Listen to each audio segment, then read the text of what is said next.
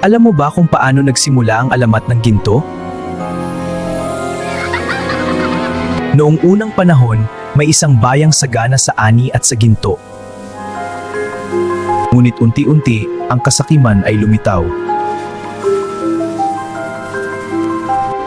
Isang diwata ang nagmasid at napuno ng lungkot.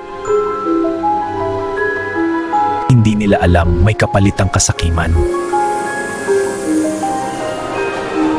Napuno ng lungkot ang diwata at isinumpa niya ang kayamanan ng bayan. Ang gintong kanilang inipon ay unti-unting naging bato. Ano nangyari sa ating mga ginto? Isang sumpa ba ito? Ang kasakiman may kapalit. Sinumpa tayo ng diwata. Patawarin mo kami sa aming kasakiman. Naway bumalik ang biyaya sa aming bayan.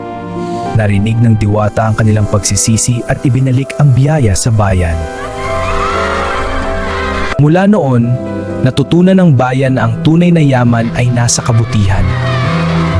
Sa kanilang pagkakaisa at kabutihan ay muling sumigla ang bayan.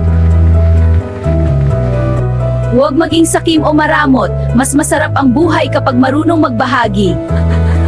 At mula sa aral na ito, nabuo ang alamat ng ginto.